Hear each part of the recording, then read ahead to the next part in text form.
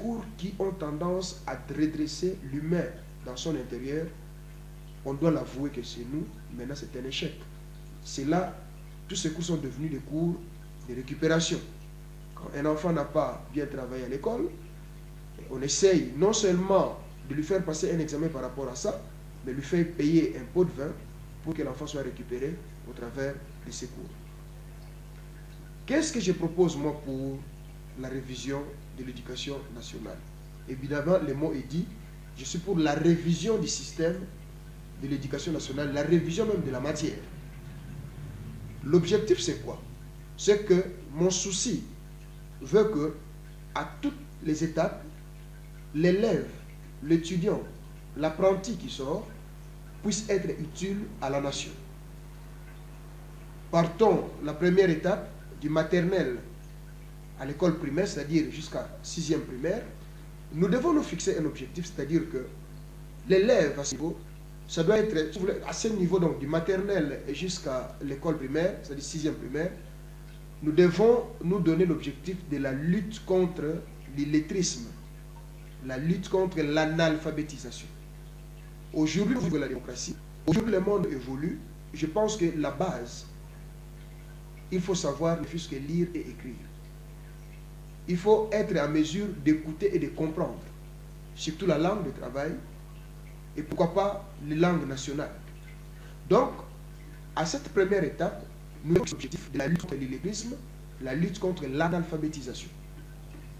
Première partie, de sorte que celui qui fait l'école primaire, même s'il n'a pas un grand diplôme, mais qu'il soit en mesure de lire, d'écrire son nom, d'entendre les autres parler quand ils utilisent la langue de travail, de comprendre des choses. C'est déjà un pas. La deuxième étape, allant du CO, c'est-à-dire du premier CO jusqu'à 6e des humanités, nous devons développer cette culture, si vous voulez, d'apprentissage. C'est-à-dire qu'un élève qui sort au niveau des 6e des humanités avec son diplôme d'État doit être en mesure d'occuper certaines fonctions. Je ne dis pas de grandes ou qu'il soit en haut de l'échelle, mais il doit être en mesure d'appliquer ce qu'il a appris au niveau humanité, au niveau CO, de les traduire dans la vie pratique. Ceux qui ont fait la section commerciale comme moi doivent être en mesure de tenir une comptabilité, doivent être en mesure de faire la correspondance commerciale, doivent être en mesure de parler, de traiter, d'aborder l'ordinateur, l'informatique. Honnêtement, aujourd'hui, je m'attarde plus sur la section commerciale, c'est là où je me connais un peu plus. Il y a encore des cours comme sténodactylo. Dites-moi, quels sont ces pays développés ou avec l'évolution actuellement, les pays qui utilisent encore la machine à écrire avec JKLM, RSD, tout ce que vous connaissez? Je suis pour une révision. À la place du sténodactylo, pourquoi pas introduire l'informatique? Que les élèves, au niveau du CO jusqu'aux humanités, puissent apprivoiser l'informatique. Ce n'est pas impossible. Il y a des cours qu'il faut revoir. Dans tout cela, pour moi, l'objectif, c'est que, à la sortie des humanités, ou même des CO, que nous ayons des élèves qui soient en mesure d'appliquer ce qu'ils ont appris en théorie à l'école, appliquer cela dans la vie pratique. Dans le même sens, quand je dis que l'éducation, c'est les sortes de développement, je vous donne peut-être un avant-goût au niveau des humanités. Tout le monde n'est pas fait pour de grandes études. Je suis ceux-là qui pensent qu'on peut développer ce qu'on appelle des cycles courts, développer les écoles de métiers. Toutes choses restant égales par ailleurs, je reviens. Au niveau du primaire, on a appris à lire et à écrire. Et je pense que même si on a fait des cycles courts, on sera à mesure d'appliquer ou d'utiliser des métiers. Ça peut être l'électricité, ça peut être la mécanique, ça peut être même l'informatique, hein, au niveau élémentaire. Ça peut être la technologie. Il y a pas mal de domaines où on peut arriver à sortir déjà des éléments, des apprentis, pour toujours soutenir, si vous voulez, le bien-être de notre pays. Double avantage à cela. Quels sont les doubles avantages? C'est que premièrement, avec ce système, on va réussir, on va encourager la création de PME, des petites et moyennes entreprises, c'est-à-dire ceux qui feront le cycle court.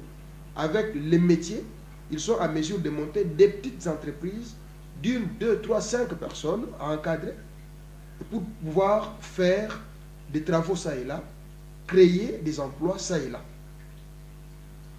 Et cela, bien sûr, constitue un plus dans l'économie nationale et cela participe à la lutte contre le chômage. Rien qu'au niveau des humanités. C'est possible. Il suffit d'appliquer une politique d'encourager la création des PME. On en verra. Encourageons les cycles courts, encourageons les écoles de métiers, encourageons cela et vous verrez qu'il n'y aura pas de chômage, il n'y aura pas de Koulouna, hein, en passant, parce que Koulouna c'est la réponse au chômage. Il n'y aura pas, bien sûr, des gens qui sortent et qui restent chômeurs sans rien faire au pays qui constitue un risque.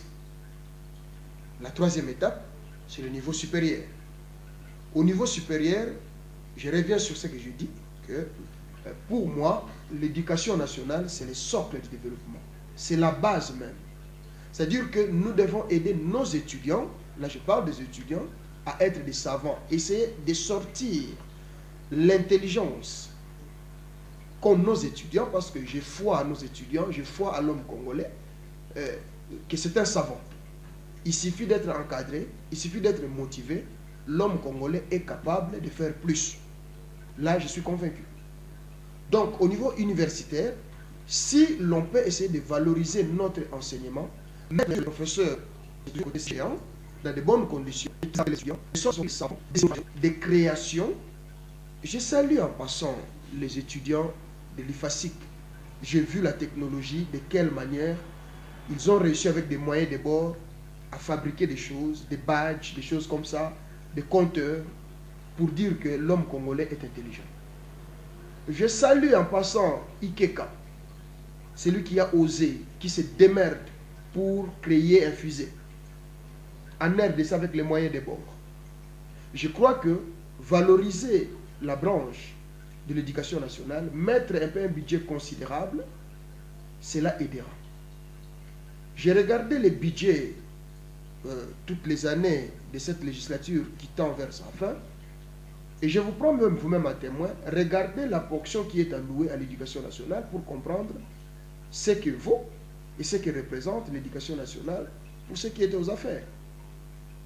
Politiquement parlant, pour ceux qui accèdent, les coursiers au poste ministériel, on le sait tous que c'est lui qui a l'éducation nationale, il n'a que les ossements, il n'a rien, c'est de la poussière. Alors que c'est là où devrait s'asseoir l'avenir de notre pays.